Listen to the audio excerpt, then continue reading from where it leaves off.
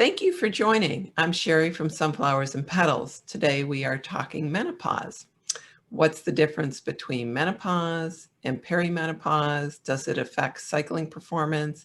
And how best to navigate your midlife health? If you like what you hear, be sure to hit the like button below and also subscribe. Joining me today is Shirley Weir, an author and the founder of Menopause Chicks. Welcome, Shirley. Hi, thank you. I'm so glad you could join me today. This is going to be great.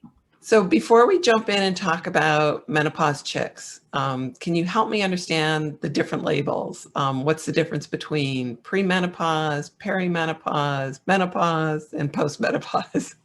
I sure can. I love to start on that page too, because it's a little confusing.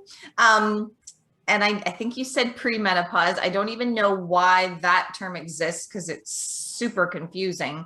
Premenopause gets interchanged with perimenopause, but premenopause actually means you're in your reproductive years. So I don't know why we would give it a label that would just confuse the heck out of people. So perimenopause is usually where I start the conversation, and that is the phase of life that it is defined by fluctuating hormones leading up to menopause. Menopause is a term that probably everyone in your group is familiar with, and it's often interchanged with a whole series of years in midlife. But the truth is, menopause is just one day. And the agreed upon day, again, different for everyone, but the agreed upon day is it's the 12-month anniversary of your final period. So for me, I reached menopause at age 49 and I am 54 now. The average age of menopause in North America is 51.2.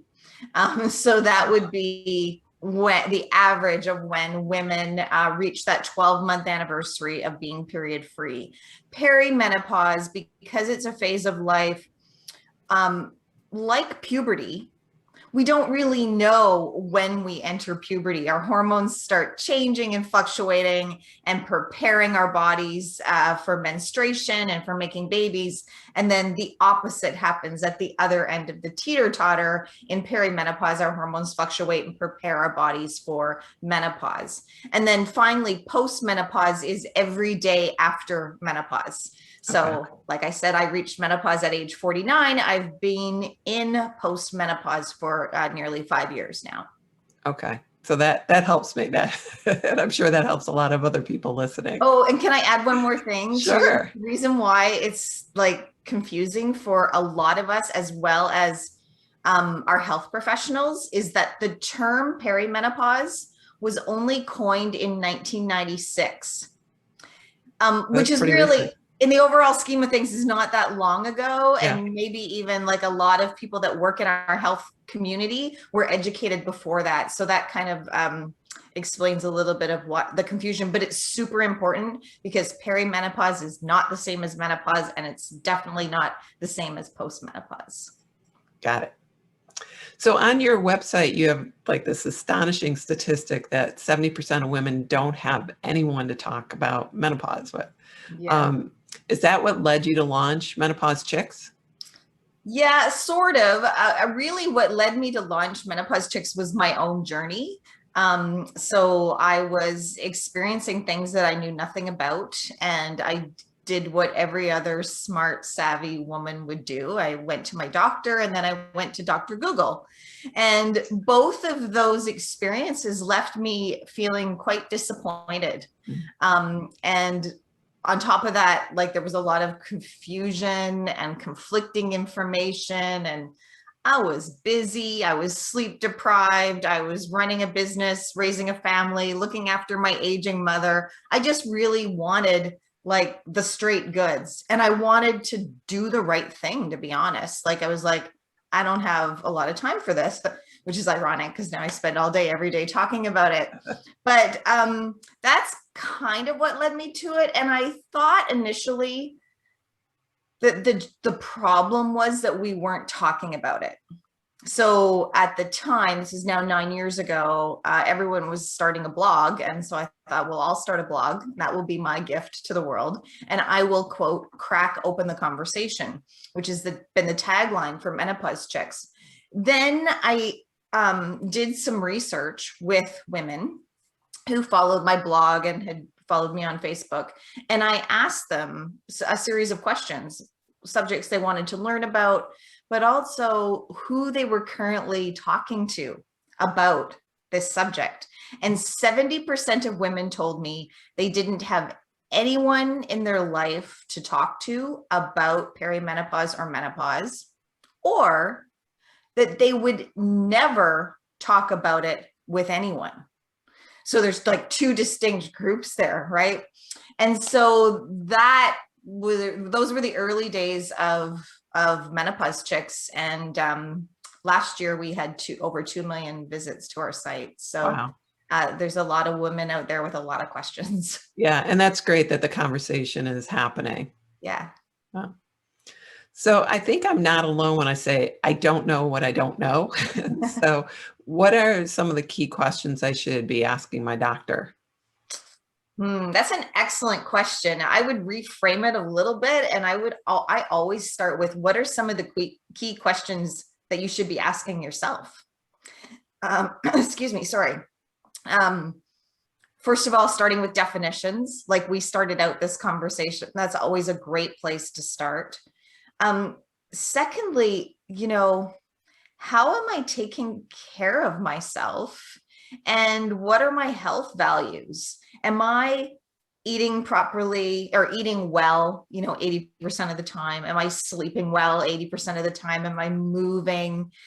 Am I managing stress? I know those are 4 like really big buckets, but they're super important questions to be asking, because if we ignore those big buckets, then we are more likely to end up at our doctor's office with bigger questions. Mm-hmm. So often I start there. I also work a lot with women, like coaching them around their values, such as, are you crossing your fingers and hoping for the best? Is that your health strategy? And do you use that same health strategy to save for your kids' education? Or do you use that same strategy to save for your retirement? Well, no, I don't. Oh, okay. Well, then let's look at your health, and let's look at the statistics of older women in North America. Let's look at heart disease, osteoporosis, dementia, for starters, right? 3 really big problems in women's health. Now let's back it up. What can you do today? What do you want to do today? How can you ignite a conversation with your doctor about your health plan, so that you don't become one of those statistics? And I don't think that's probably what you're asking. You're probably asking like really specific, for some specific guidance around navigating perimenopause to menopause. I think the short answer is we have to start with educating women, or at least pointing women towards the best quality information about hormone health. I was just speaking earlier this week about, like, remember grade 7 health class? And, the boys were on one side and the girls were on the other. And the first part of the lesson was how a baby is made. And then the second part of the lesson was how not to make a baby. And they went through all the birth control methods. Many women have not had a health class since then. Very true. We somehow made it through, navigating our sexual health, maybe navigating pregnancy for some of us, navigating having a period every month. But no one really sat us down and said, by the way, this is the role estrogen plays in your body, or these are the 1,000 roles that estrogen plays in your body. By the way, this is how important progesterone is. By the way, by the time you're 51.2, you won't produce as much of those 2 hormones. But yet you still plan to live for another 3 to 5 decades. So we have to take care of your hormonal health. And that kind of brings it back to, eating, moving, sleeping, managing stress, making sure we're not deficient in key nutritional components of our body. Like, you know, I know there's a huge vitamin and supplement industry out there, but there are some really key things that women suffer from, like iron deficiency, especially Yeah, those women who have. yeah, we'll cover Yeah. that a little later. Okay. Yeah. And yeah, and then hormone therapy, which is also another big bucket, but Right. helping women understand that they have a menu of options. So should I be looking to add other health professionals to my team besides my internal medicine and my GYN? The answer is it depends. We have to stop assuming that our doctor will know what to do. So it's okay to ask. Yeah. Ask about education, expertise, and experience in working with women your age with similar health concerns. Mm-hmm. A title doesn't equal hormone balance expert. So a family physician might have taken additional training in hormone health, might not have. OBGYN might have hormone balance expertise, might not. Might be an excellent surgeon, but not your best hormone coach, if you will. Okay. Or it might be a nurse practitioner, or it might be a functional medicine doctor, a naturopath. So there's lots of various options, and what we try to break down is that it's okay to build a bigger health team with you at the center. That makes a lot of sense. So what are the most common symptoms women experience when they go through perimenopause and menopause? Because I think people experience symptoms, but they don't attribute it to menopause or perimenopause, like not sleeping well or, Yeah. you know. Yeah, well, I mean, or we do incorrectly attribute it to perimenopause, which was my story. First of all, I love how you phrased that question, because I tend not to use, or try not to use, the word symptoms and menopause in the same sentence. And the reason is that perimenopause and menopause are not ailments or diseases. They're True. life phases like puberty. We often don't talk about symptoms of puberty, but women do come up against challenges with symptoms of hormone imbalance, symptoms of iron deficiency, symptoms of thyroid imbalance, or symptoms of other conditions, like you just alluded to, like burnout. Burnout is a recognized health condition by the World Health Organization. We have a generation of women who are stressed to the max. And for me, I went to my doctor because my chief complaints were sleep deprivation, brain fog, anxiety and depression for the first time in my life, PMS for the first time in my life. And I'll be honest with you, I wanted to blame perimenopause. I wanted to point the finger at something so that I could find the solution and then get back to my life, right? And the reality is that I was burnt out. I was in my early 40s. I was an entrepreneur, taking care of all the people, you know what I mean? Mm-hmm. And I wasn't taking care of myself. And I hit a wall, and I kept on going, like right through the wall, and until like my health was in jeopardy. So I think that it's really important that women, first of all, like they're listening to this and learning about their hormone health. But to your question, that they also understand what some of the common experiences associated with hormone fluctuation can be. Media and marketers have tried to tell us for years that it's hot flashes. That's not true. One of the most common experience of perimenopause is irregular bleeding or heavy bleeding. It's responsible for 70% of gynecological visits, except we don't tell women to expect that. And so what happens is a woman, for example, could wake up in her mid to late 40s and suddenly be like living with debilitating heavy bleeding that's preventing her from going to work, or preventing her from exercising, or driving her kids to school. And she thinks she's dying or has cancer. Wow. Right. And those are like really, really sad stories that I hear. And what if we just told women, not that they have to suck it up, but that this is common, expect it, and there are viable easy solutions, that they don't have to suffer. Yeah, that's very interesting. And you also mentioned like brain fog, is something that I've been having, and I never even thought that it could be attributed to menopause.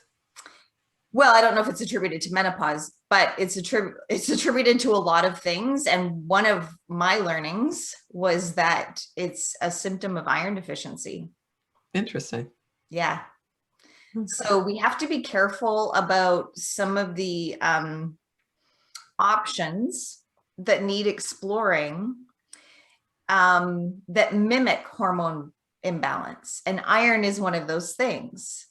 And the reason that I bring that up is because if there is an assumption that brain fog is linked to menopause, then there is also a greater chance that a woman will put her own health on the back burner.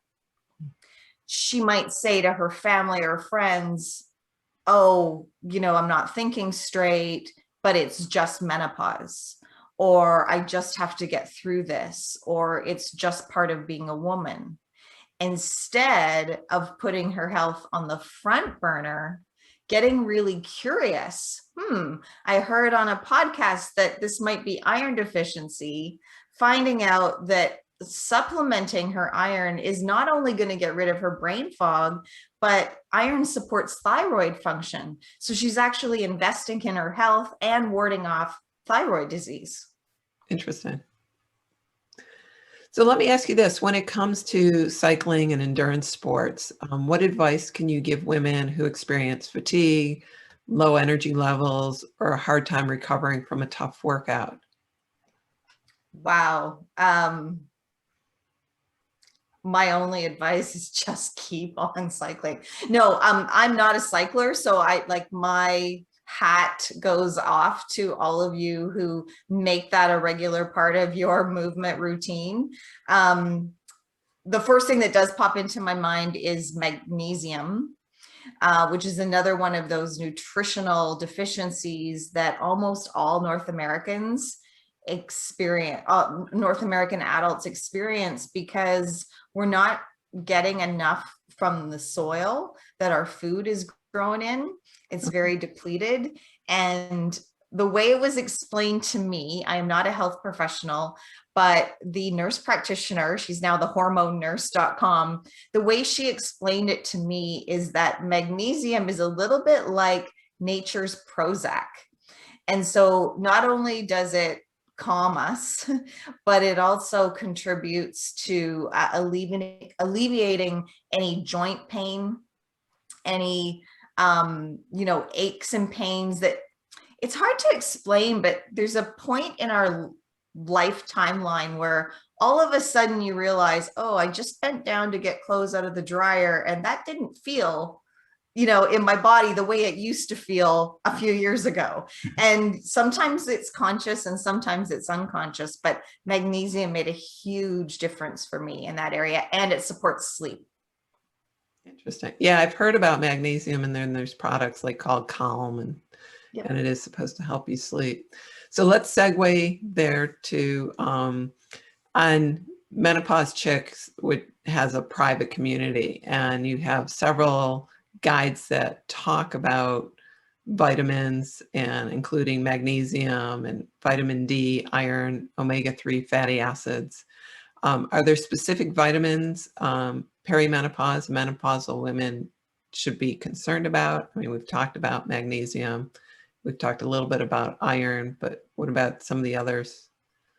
Yeah, those are the four that I tend to talk about the most. And I don't think it's exclusively for women navigating perimenopause to menopause, although that is my audience. But I think they're important questions for all adults to be asking. And I'll just try to quickly name some reasons and justification for that. So iron, my doctor tells me that 90% of the patients that she sees are iron deficient. The lab reports that we all get back that says whether you're normal or not, those numbers are vastly wide.